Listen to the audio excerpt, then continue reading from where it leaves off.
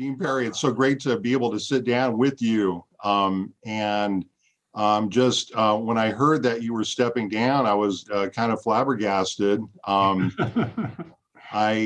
know you're definitely, and I also want to say at the outset, I'm just very grateful, Dean Perri, for your support of the oral history program over the years. You know, you have really came through for us. You were co-sponsor for our African American History Symposium, and a number of other events. So I wanted to start by just thanking you. Thank you. Yeah. Happy to do that. And I think we wanted to maybe do, probably you have a 40-page CV, and so this is definitely more than an hour.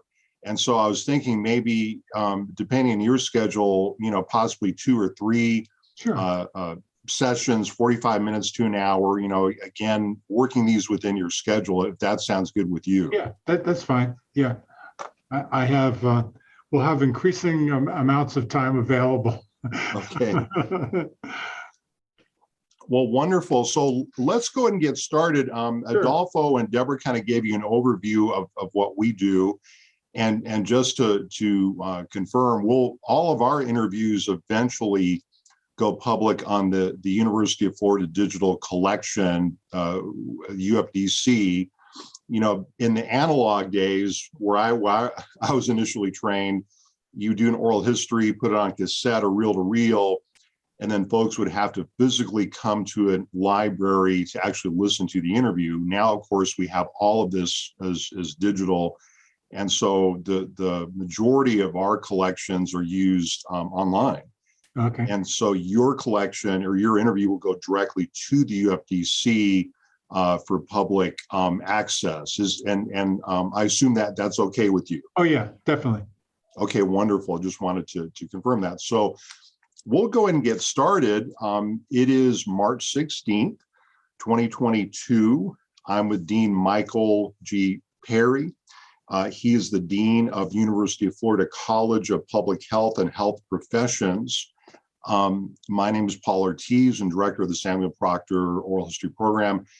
Dean Perri, I just want to start by thanking you, sir, for your taking time out of your busy schedule. Thank you for your incredible service to the University of Florida, which I know is going to continue to be ongoing. And I wonder if you wouldn't mind starting kind of early on, and maybe with your youth, and telling us a little bit about your upbringing, where you were from, and a little bit about your early kind of formative years. Sure, happy to do that. It's a pleasure to be here with you, Paul, and to be part of this project. So I grew up in New York City, in the Bronx, in a section called Pelham Bay, which is kind of in the northeast corner of the Bronx. I can tell you a little bit about the background of my family. It's probably not particularly different from a lot of immigrant families in a sense. My grandparents on both sides were immigrants from southern Italy who came through Ellis Island during the years prior to World War I, probably around 1910, 1911 or so. And they came to the US largely because of economic reasons, in that southern Italy was not a very prosperous place at that point in time, and the US was seen as a land of great opportunity. I know a little bit more about my family background on my mother's side than I do on my father's side, but there is one interesting and somewhat ironic story that goes along with that. My maternal grandmother and her mother, who would have been my great grandmother, came across the Atlantic. They were coming across to meet my great grandfather, who had emigrated a year or two before them and was working in the US and had sent money back for their passage to come across. And when they arrived at Ellis Island, they had the unhappy news or learning that he had been killed in a construction accident during the time that since he had sent for them. Part of the irony of this is that the construction accident took place at Fordham University, and later in life, or I should say, that's the place where I got my undergraduate degree. And I didn't know that story at the time, and I didn't know that my great-grandfather had actually died building one of the buildings there.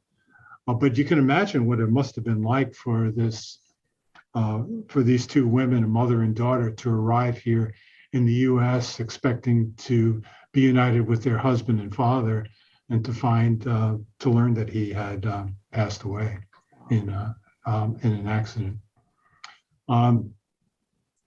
My grandmother, within a few years, married another person who was from Italy also, but he was significantly older than her, 13 years older than her. I think she was probably maybe 18 or so when she got married, and he was already like 31 years old, which was considered, I guess, a pretty big age gap. He had come over, initially worked as a laborer, but then saved up enough money to buy his own business. And his business was actually a newspaper stand. And they still kind of exist in New York City. They look like little shacks that are on the sidewalk, which might have a bunch of newspapers, but they also would sell like candy and magazines and cigarettes and those kinds of things. And his little stand was actually attached to a building, was called the Shack. And so I would hear tales when I was a kid from my mother and from my aunt and uncle, who did their time working, selling newspapers from the Shack. And eventually what they did was he earned enough money from there to move from essentially what would have been considered tenement housing in the South Bronx to buy a home, their first home. And this would have been by the late 1940s in the northern part of the Bronx, at the end of where the subway system went, Pelham Bay, the northeast section of the Bronx. And that was probably in 1948, 49, around that time. My parents were married in 1950, and I was born in 1951, and I grew up in that house. And in that house was my maternal grandmother, and my mother and father. I was the oldest of 5 kids. And then also in that house was a 2-family house where my mother's sister and her family. So we grew up in a family, essentially there were 3 generations in the same household, 2 sisters and their spouses and kids, and my grandmother. And we obviously were Italian-American background.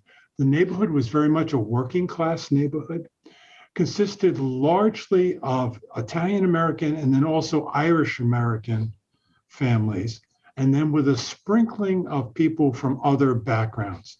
There was somebody from Poland. There was somebody from Armenia.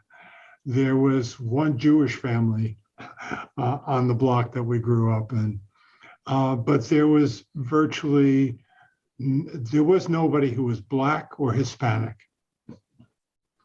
And during the time that I was growing up, I went to elementary school. It was a Catholic parish school. It was Our Lady of Assumption. And there were some significant events that took place during the time that I was growing up that affected us. One of those, there were a number of different events.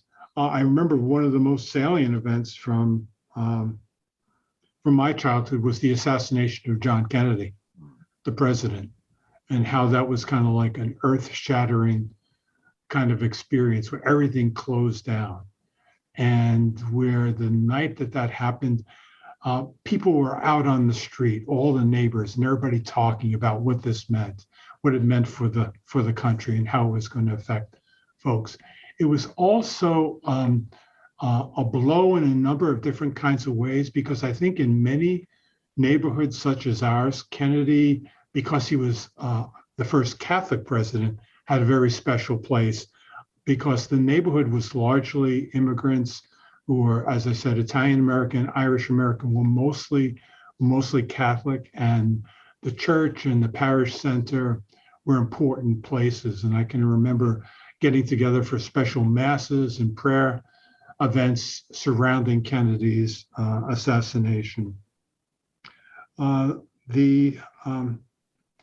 Growing up, I was the oldest of 5 kids. I was the only boy. I had 4 younger sisters. Being the first grandchild and being a boy, I was always made to feel incredibly special by my parents and my grandparents. And my sisters always let me know that they were not treated the same way as I was treated, and that there was if you will, almost a male privilege to being the eldest born son in an Italian American family. And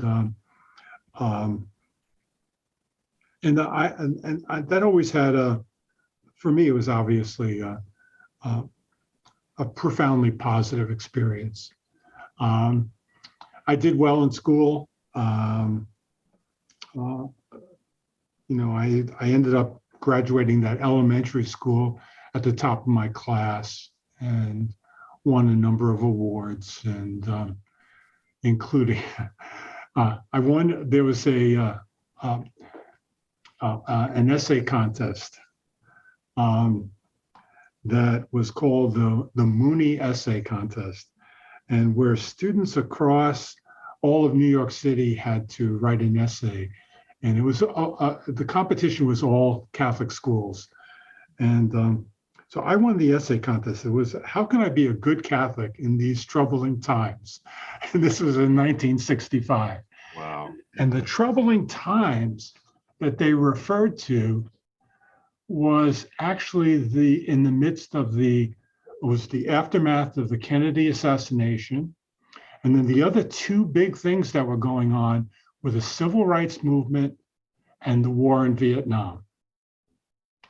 And I remember in my essay talking about some of the experiences that I had related to the civil rights movement. I can tell you that looking back, the neighborhood and the context, both within the family and across neighbors, was very racist. Everybody was worried about the Blacks moving north, about Hispanics, particularly Puerto Ricans, coming into New York City and into the Bronx, and how were we going to resist this? There was also forced busing at that time. And despite that, we had a very, if you will, progressive, liberal young priest in our parish who sought to try to educate the kids about the issues involving civil rights. And one of the things that he did was he had previously been stationed, if you will, at a parish in Harlem, which was almost exclusively African American. And he sought to bring together the kids from the 2 parishes, because we had virtually no interactions with anyone who was Black growing up in that neighborhood. And we were taught to be fearful of people who were Black. And actually, it was an interesting experience, because he got an incredible amount of blowback and had to end the program at the direction of the pastor of the church. He was an assistant pastor, because people in the community did not want African American kids coming to meet with white kids in our church, in our parish, that this would only encourage African Americans to come into the neighborhood. And I can remember we had planned to have a sleepover with some of the African American kids coming to my house, and my parents coming to me and saying that we needed to cancel it, that we couldn't do it because the neighbors were opposed to it. And I can remember walking down the street and somebody pointing a finger at me and saying, that kid there, he's one of the N lovers. And being confused and also hurt to some extent by that, and then starting to think differently. But anyway, I one of the things I talked about in my essay was how we could try to be forces for good in terms of bringing people together. But anyway, the essay, well, I ended up winning the contest, and which involved going to receive the award at a ceremony, and it was presented by Francis Cardinal Spellman, who was the Cardinal of New York at the time, and having my father took off from work, put on his suit. My mother was in her Sunday best, and we went into Manhattan, which was, and we went to the Cardinal's residency, and there was a photographer there, and having my picture taken, and the picture was in a local newspaper, and so that was an important event. But I think the event came about in part from my writing about the experience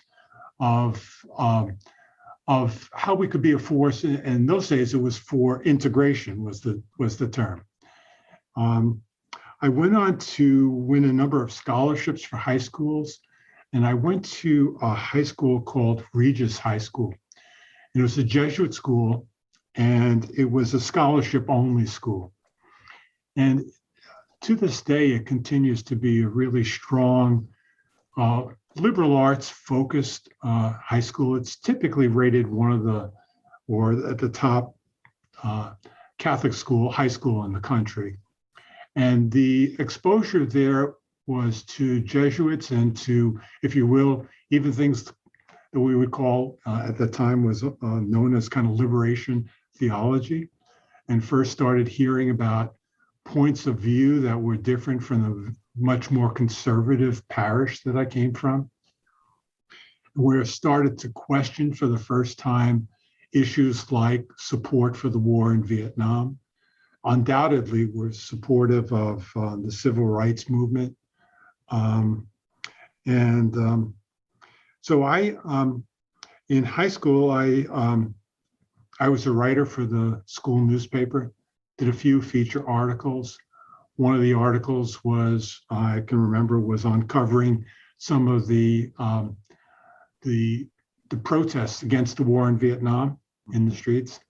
Another article was on a program that I was part of, which was called the Community Action Program, which was focused on serving as mentors for kids from under-resourced communities, where we put together a after-school mentorship, academic mentorship for those kids, and I was active in that, but also wrote about the program as well. And I also wrote, I can remember an article on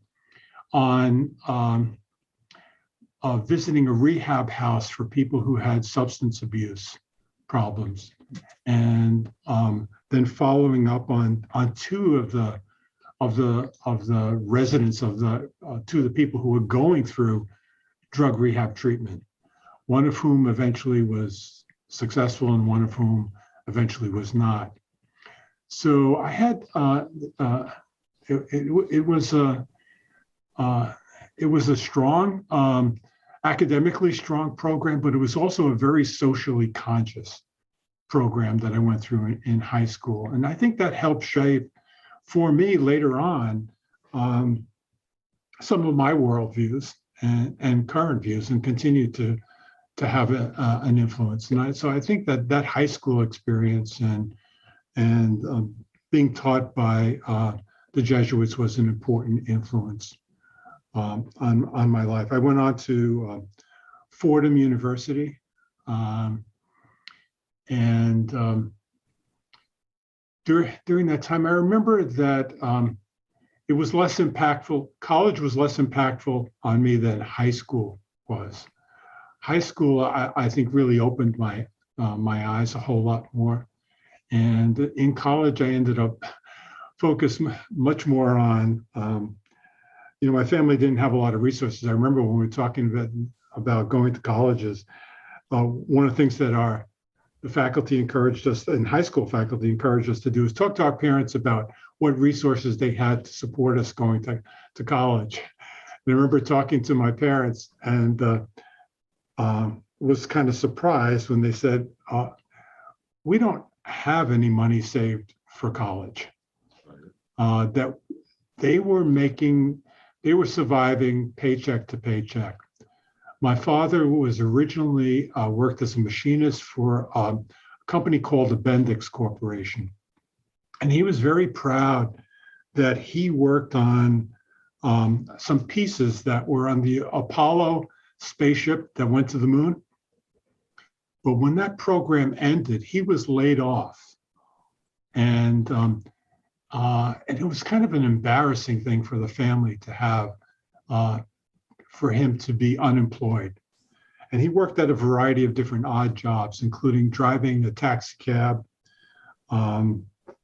He worked as a security guard for a while. And then when they asked him to, I remember when they asked him to carry a gun, he said, no, that's his limit. He wasn't going to do that. And he eventually opened a small bakery. He didn't bake the goods, but he purchased the goods from somebody else, and it was a retail bakery that he had, and he named it after my sisters. It was called Ray and Jean's Italian Bakery. It was on Castle Hill Avenue in the Bronx. And our family then worked in that bakery. My sisters often worked the counters in that bakery. I did less of the work in that bakery because I had my own business at the time. By the time I was a junior in high school, I had started, I can tell you, I'll digress a little bit and tell you about my first job. I was hired to work at Orchard Beach in the Bronx and work in the cafeteria. And there was no training for this job at all. I showed up. You had to have a work permit at the time, which was essentially saying I was 14 years old and your parents gave you permission to work. And it was a summer job. And so I came, and the person looked at me and said, you Italian? I said, yeah, my parents, we're Italian Americans. He said, okay, you're going to be in charge of making pizzas. And put me in front of this pizza oven. And he says, it's really easy. We have these frozen pizzas. All you do is you ask people, do they want a cheese pizza or a pepperoni? They're all personal size pizza. You throw it in the oven, takes about 7 to 8 minutes. You take it out and you give it to the person. That was about the extent of the training. So it worked out pretty well for the first hour or two. Then the lunch hour rush came, and all of a sudden I had like a line of 20 people waiting for pizzas. And I'm throwing these pizzas in the oven and then taking tickets from people and then asking them which ones they want. And before long, there's smoke coming out of the oven because I couldn't keep up with taking the pizzas out and cutting them up and giving them to the customers in time. And I was burning a whole bunch of pizzas. So the guy came over and said, this is not for you, and moved me then to the milkshake and soft serve ice cream stand. And essentially said, we serve two things here. We do the ice cream cones and we do the milkshakes. And showed me where there were these big canisters that had the milkshake mix and the soft serve mix, and showed me how to do it. And actually, there's a little bit of a trick to, filling up the cone and making sure that it doesn't fall over and you got enough ice cream on there. And so I did that, and that went well for a while until the ice cream cone machine, the soft serve ice cream, ran out. And so I went in the back, got the big canister, and it was like a big milk can, put the mix in the top, and then I started serving it again, and all these ice cream cones started falling over. And so I called the boss over. And he said, what the hell did you do? You put the milkshake mix in the ice cream machine. And that's why these cones weren't standing up straight. So he says, I got a third job for you. This is my first day on the job, and I'm already on to my third. He said, I want you to take this bucket. And we have a satellite restaurant from here. It's about a mile away. I want you to walk over there and come back with a bucket of blue steam. And he sent me with a bucket. And so I walked to this other place. And this is summertime, it's pretty hot, and I'm dressed and everything, and walking along this beachfront boardwalk to this satellite restaurant. I get there and I say, the boss sent me to get a bucket of blue steam. The manager says, well, go back and tell your boss we're out of blue steam today. We only have green steam, and find out if he would like a bucket of blue steam. So I march back to the main section of the restaurant, and he sends me back and tells me, okay, we'll take the blue steam. So they give me a bucket and they have it covered. And they say, don't uncover this bucket because you'll let the green steam out. And I'm walking along thinking, what the hell is blue steam? And what is green steam? I get back and I talk to the manager, and the guy says, you know what? Tomorrow, why don't you let us call you if we actually have a need for you or not? And that ended my career of working in the cafeteria at Orchard Beach. I lasted exactly one day. I was on to my next job before long. My father introduced, there used to be hot dog stands, and they still have them throughout New York City. You see guys, and a lot of times they're on the side and they'll sell hot dogs and soft drinks and not much more than that. And he introduced me, we were there, he introduced me to this old Greek fellow known affectionately as Jimmy the Greek. And Jimmy the Greek had owned a chain of diners, and he was retired. And what he was doing in retirement was he bought himself a hot dog stand. But he didn't want to work full time. And so he was interested in having a helper. And so my father said, he asked Jimmy if I could be his helper. And so Jimmy said, sure, I could be his helper. And it was an interesting experience. For the first few days, Jimmy said, your job is to do nothing but watch, and watch what I do. And he very gradually then introduced me to the business of how you make the hot dogs, explained the difference in the different kinds of hot dogs that you could buy, because you have different kinds of, in the hot dog business, actually, you have different kinds of hot dogs in terms of whether you have repeat customers or one-time only customers. If your clientele is made up of repeat customers, you buy a higher quality hot dog that's higher in terms of the quality of the meat. It's 100% beef, for example, with no fillers. And it's larger in size. So like a size 9 hot dog meant you got 9 hot dogs to the pound, whereas a size 12 hot dog meant you got 12 hot dogs to the pound. And you could either get all beef or mixed beef and cereal kind of hot dogs, depending on, depending on what your clientele was. So I started working with Jimmy, and we worked in front of Albert Einstein Hospital in the Bronx, which is part of Yeshiva University, and that was repeat customers. And I learned the business from him. And then what he did was he set me up then to have my own cart. And my cart was to be positioned in front of the Bronx Zoo, which were transient customers. And so we bought cheaper, lower grade hot dogs for that stand. But eventually I purchased the stand from him. And over time, I had my own stand. And so particularly in the summers, that's how I supported myself, was through my business as a hot dog man in New York City. And there were a number of interesting stories there. I'll just tell you one interesting, I think is an interesting story, is that it's technically illegal to do much of what hot dog stand vendors do in New York, because you have a license as a peddler. And a peddler's license means that you can sell things on the street, but you have to keep moving. You cannot stay in one location for longer than an hour, and you have to move after that. Also, peddlers could not stop on any corner in New York. You had to be in the middle of the block rather than on the corner so that you wouldn't block traffic. Well, if you've ever been to New York City and you've seen hot dog stands, all of them are on corners and none of them moves every hour, right? You could not do any kind of business. So the police were aware of that. So what the police would do is that they would stop by once a month and they would collect the rent. Okay, so this is self-incriminating information here.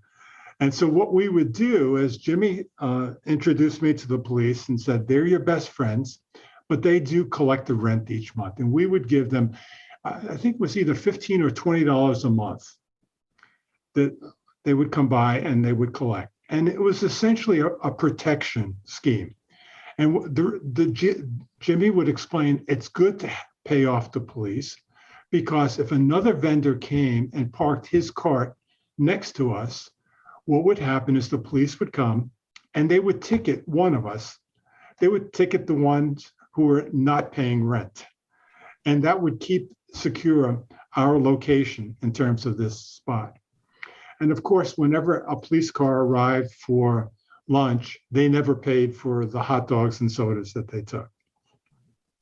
Now, one day, there's a strike at Albert Einstein Hospital by the cafeteria workers. And so nobody could get any food from the cafeteria. So of course, it was enormous business for us at the hot dog stand. And we had a line that was like a block long.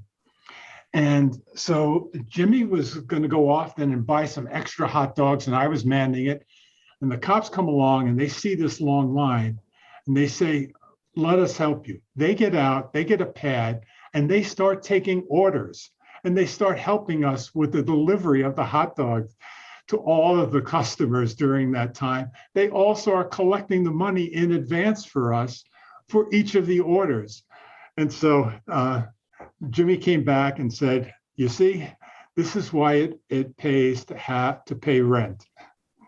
Now, all of this ended during the time that I was in the hot dog business, which was throughout my college years, because in part, that's how I supported myself in college.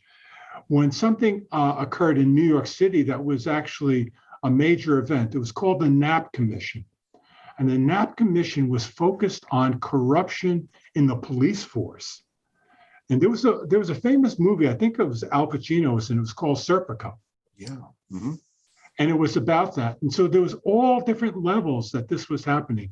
So not only were the police taking payoffs from the hot dog vendors, but across the street, there was an auto body shop. And the auto body shop had cars parked on the sidewalk because it's very hard to find enough parking spaces. In order for those cars not to be ticketed, they paid rent to the local patrolman who overlooked the fact that they were violating laws.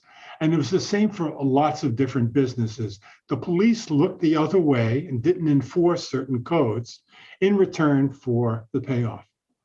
So the Knapp Commission comes along, and one day, a police car pulls up, and it's a lieutenant gets out and says, I understand what has gone on here in the past, but I'm here to tell you that in no case should there be any favoritism in the future or any exchange of money with any police officers. Those days are over and gone. And that was a direct result of the Knapp Commission and the whole anti-corruption effort that went on during those years, which would have been back in the late 1960s, early 1970s. So anyway, I remember that movie, yeah. Michael, the Serpico. That it came out when I was a kid, had a tremendous impact, and based on a true story. Yeah. So I had other odd jobs that I did. I was a messenger for a while in downtown Manhattan. In those days, we didn't have internet.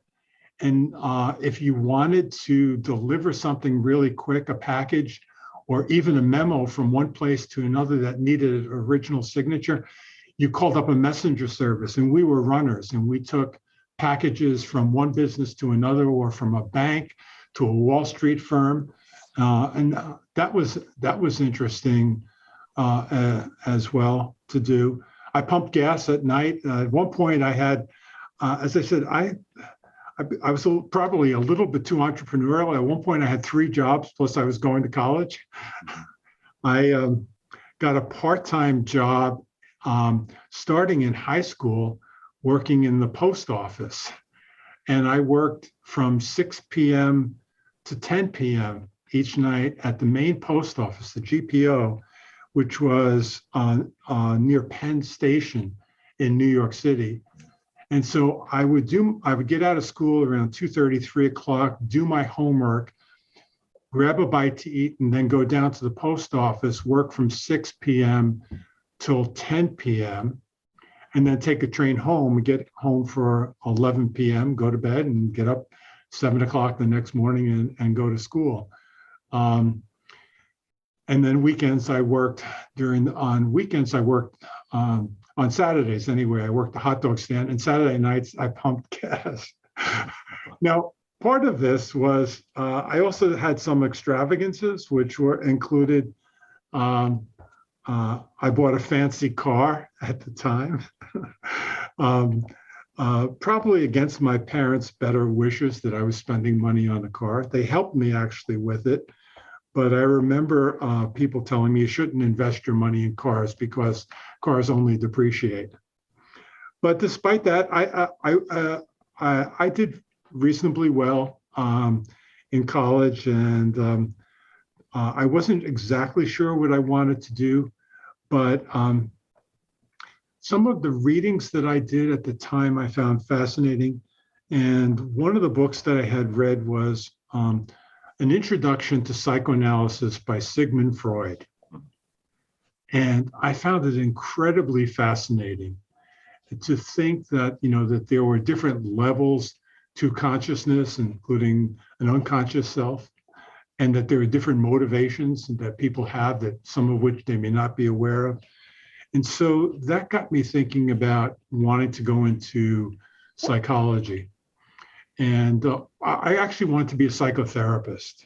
I wanted to have a practice and where I would do long-term individual work with a client or a patient, and where I would I'd be an analyst or I'd be a psychotherapist. And with that in mind, I applied to graduate schools in psychology across the country. I also thought it would be a good time to leave New York. I was 21 years old, still living at home with my parents, still doing a bunch of these different jobs. So in the fall of my senior year, I applied to graduate schools across the country. One thing happened around Christmas of that year. At a college party, I met a young lady who I hit it off with, and turned out that later on would turn out to be my wife. We started dating, and I had not applied to any place in New York City when I applied to graduate school because I wanted to get out of New York City. And at the last minute, I tried to apply on late admissions to a few programs, but was not successful. And actually, the only programs that I got into that provided full funding were at the University of Missouri and at Texas Tech University. And the Missouri offer was particularly good because it included an NIH fellowship, National Institutes of Health, US Public Health fellowship, which paid, it's the equivalent of what we have today in terms of it paid all of my tuition, plus it provided a stipend. And that was really exciting that I would have graduate school essentially paid for by that. And so I decided to take that. And so my girlfriend and I at the time, we figured out a way to meet each other at least once a month, either by my coming back to New York or her coming out to Missouri or meeting somewhere in between.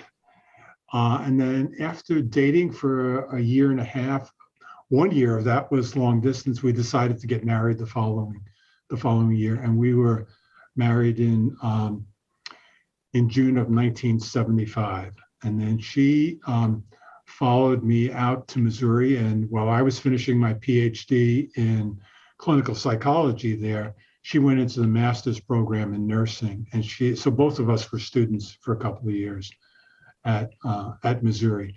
And I didn't know what to expect going from, New York City to Missouri. I had the New Yorker's view of the world. West of New York City, there was the Hudson River, and New Jersey was on the other side. Then there was this vast wasteland, and then on the other side of the country was California, and knew nothing about what was in between.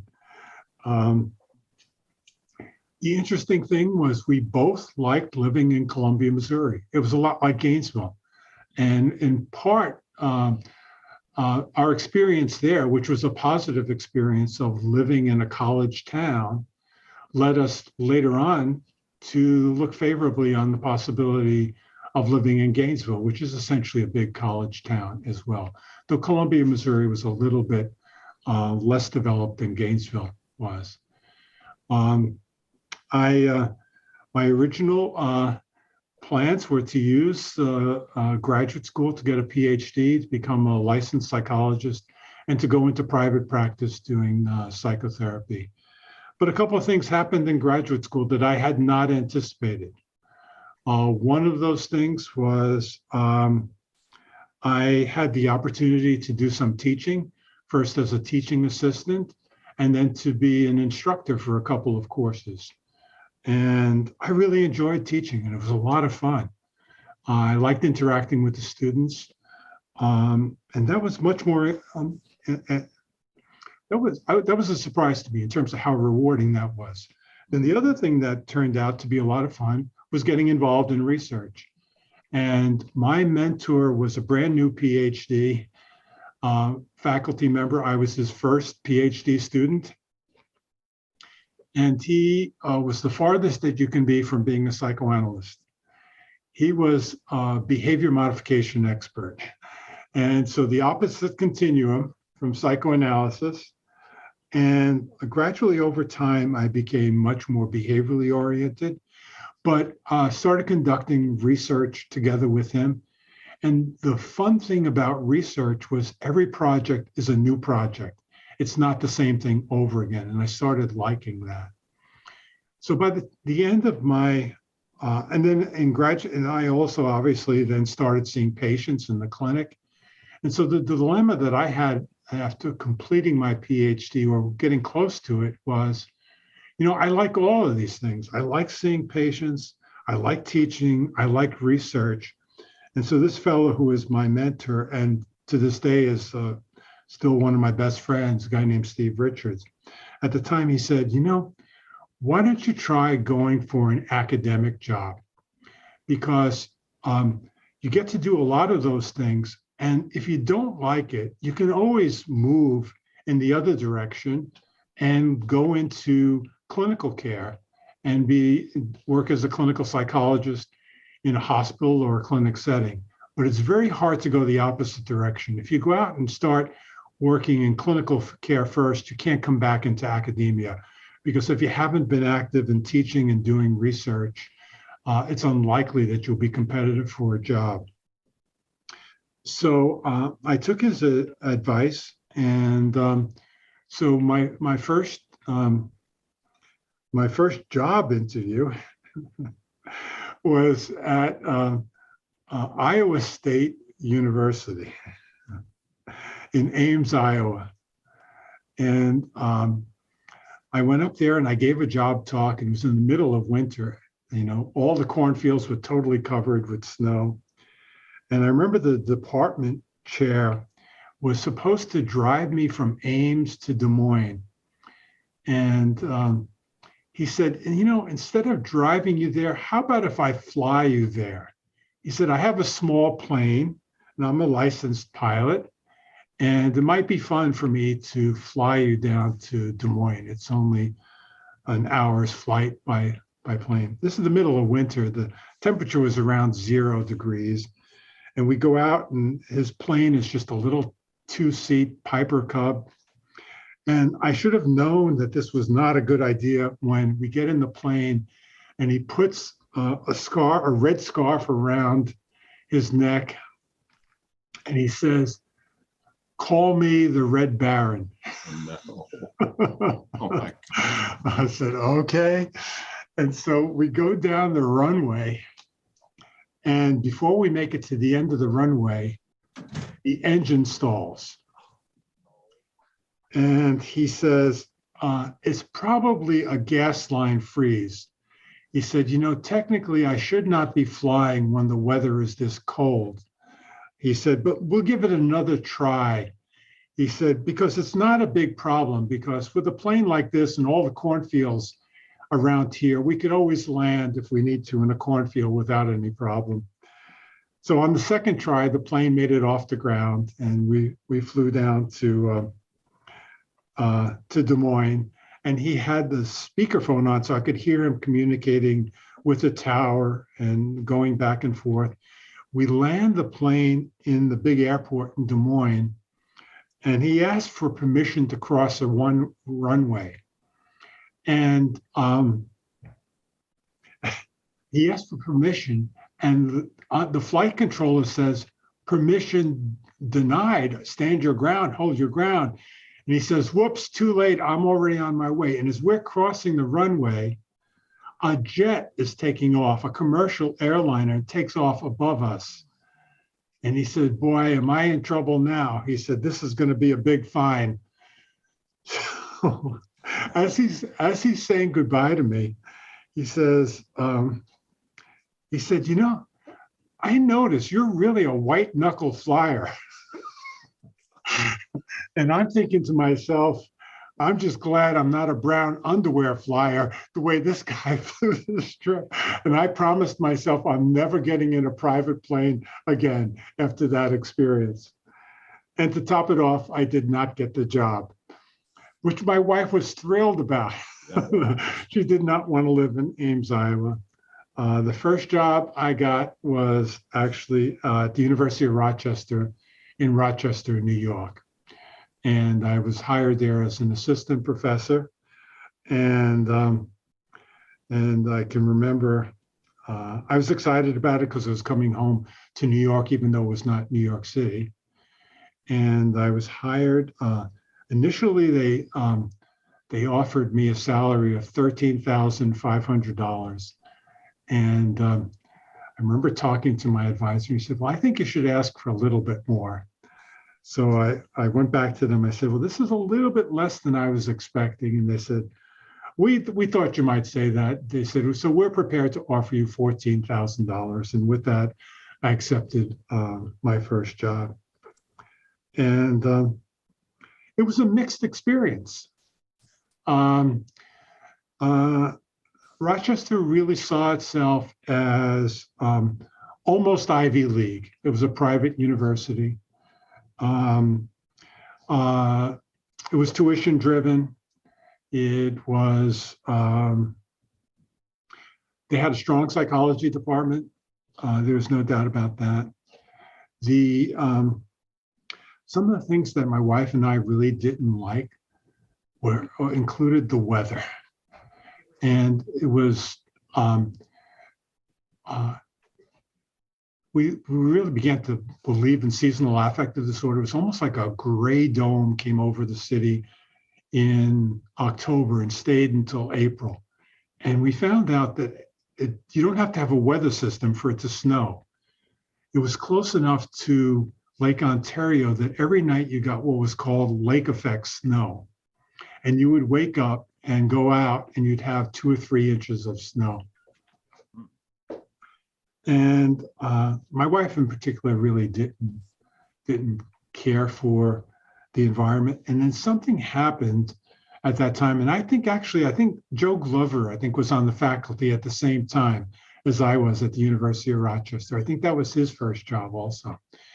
And what happened was they changed the tenure criteria so that you had to get promoted to associate professor first, and then get a 5-year contract as an associate professor before you could be considered for tenure. So that meant that it wasn't until year 10 or 11 that you came up for tenure. And so that led to that, coupled with the weather, led to our deciding to look for other places. So is this a good place for us to stop, Paul? I was going to ask, yeah, I know. I mean, this has been great, Michael. You're a wonderful storyteller. Sometimes when I interview like university presidents, I have to ask 10 questions before they get going. But I mean, I haven't felt the need to interrupt at all, because, you've been telling these really interesting stories, which help us understand, your early life. I do have a couple follow-up questions, and maybe we can wrap it up in about 8 or 10 minutes, if that's okay with you. That'll work. Okay. So one of the questions, Michael, is you said earlier that Regis High School had a big impact on you. Mm-hmm. You talked a little bit about writing. You talked about kind of the background, also what was happening in the church in terms of liberation theology and such. I wonder if we could just go back to Regis High School for a little bit, and if you could talk about what was it about the high school that really impacted you? Was it, teachers? Was it friends you made? And kind of the impact it had on your education and your kind of social outlook? Yeah. So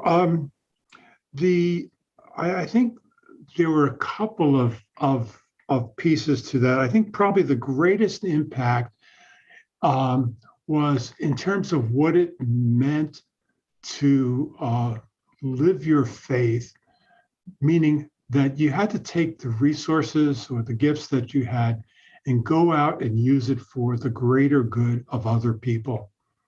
And this kind of social activist kind of perspective.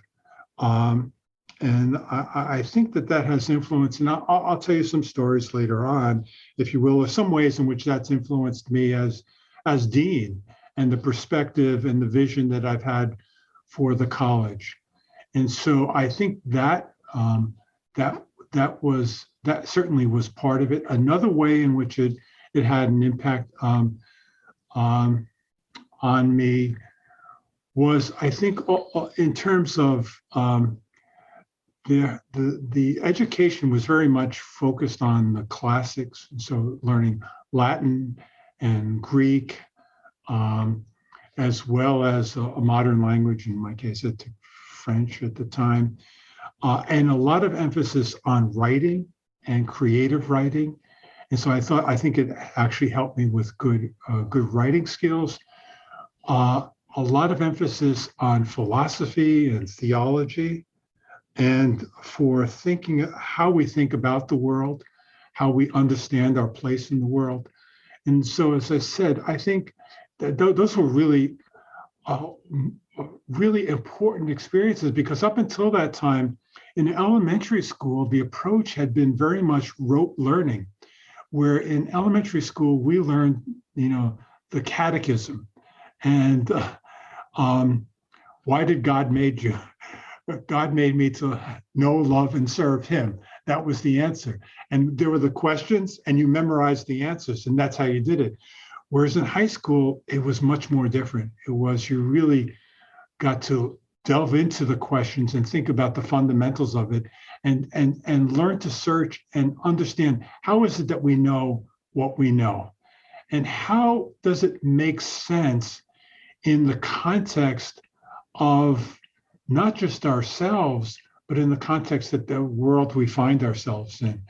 And all of a sudden, it kind of clicked with me, is that the way it makes sense is that what makes life meaningful, if you will, is in terms of what we do for others. And it's that kind of guiding philosophy, I think, was the most important thing that I took away from high school, if you will, that has had an influence in terms of how I've looked at my career, but also hopefully how I've tried to interact with others during the course of my life. That's really fascinating. And just one more question, Michael. We had, you had mentioned earlier the profound impact that reading Freud had on you initially, and you're thinking, you're going to go in one direction, and then you go and start thinking about behavioralism. Now, it's been a while since I've taken Psychology 101, so you'll have to bear with me for a moment. But I recall reading B.F. Skinner, and being, I think he was kind of one of the people at the forefront. But those are two very different approaches. Exactly. Yeah. And we can also talk about this in future sessions. But I wonder if you could think back to that moment where you begin to think, wow, I might go in a different direction. Can you kind of describe that? Yeah. So that central question was probably the most important dynamic in graduate school at the time I was there.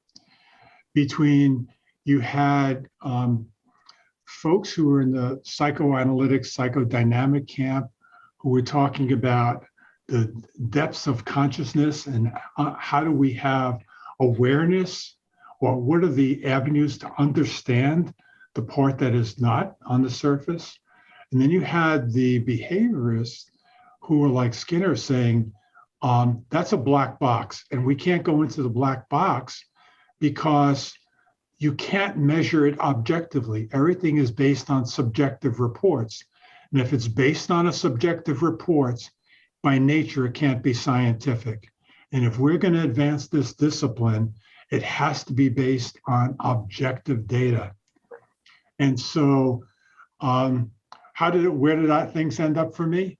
Well, it turns out from the behavioral point of view, there was a new branch that developed that became known as cognitive behavioral or social learning theory, which incorporated then how the cognitions and emotions interplay with behaviors, and was much broader than the strict operant Skinnerian approach. And that was the approach that I eventually moved toward, and which was kind of somewhere more toward the middle between the two, if you will, extremes.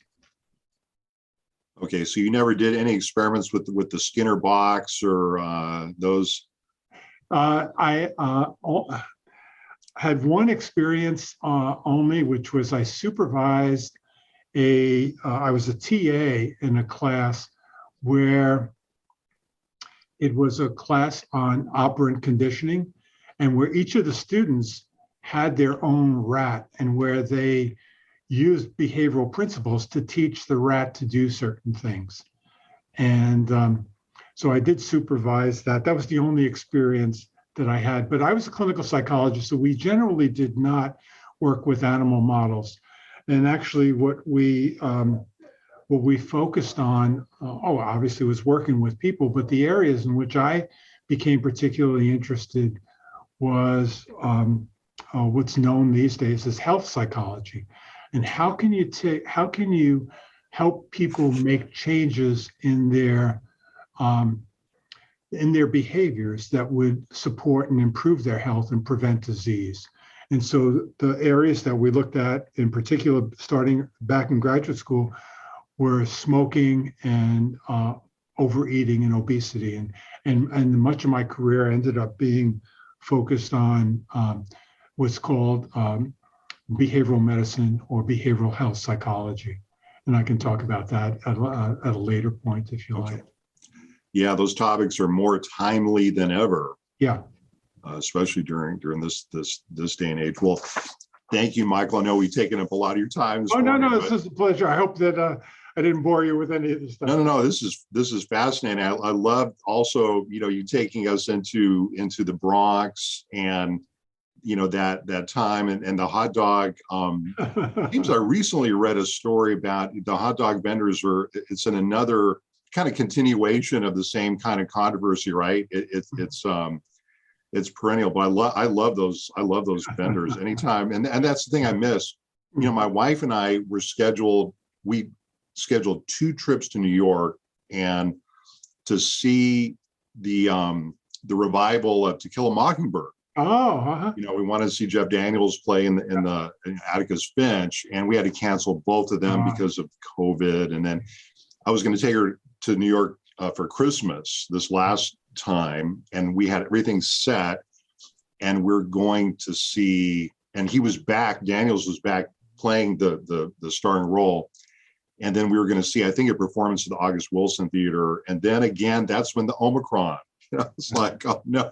Yeah. And I told her this time, I said, we're going to be there for your 66th birthday on Christmas. It doesn't matter if there's a zombie plague, we're going to be there.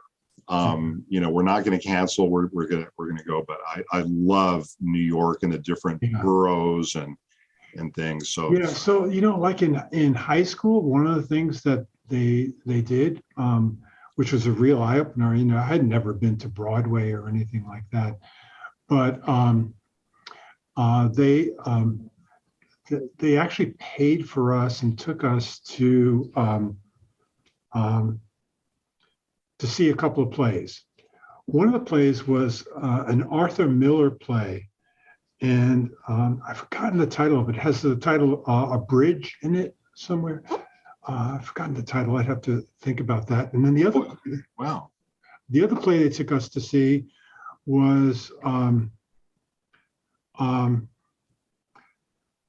King Lear, and I believe it was George C. Scott played King Lear, and I think it was at Lincoln Center at the time. And then they took us to an opera as well. So they really opened our eyes in lots of different ways. If you're a kid from the Bronx, a big event was going to Yankee Stadium and seeing the Yankees play. And this stuff that would, going to an opera or going to Lincoln Center or going to a play, those kinds of things were not things that kids from the Bronx typically did.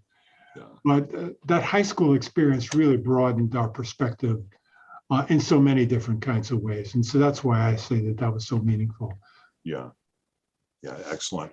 Well, Mike, we'll go ahead and wrap up today, if it's okay with you, and then we'll just schedule with your office like a initial follow-up, and we'll kind of start with, where you finished off, and as you kind of matriculate to Indiana University, kind of your early, intellectual academic career, and then just kind of move forward from there. That sounds great. Paul, it's been a pleasure. Wonderful. Likewise. Have a wonderful day. You too now. Bye. Okay, bye-bye.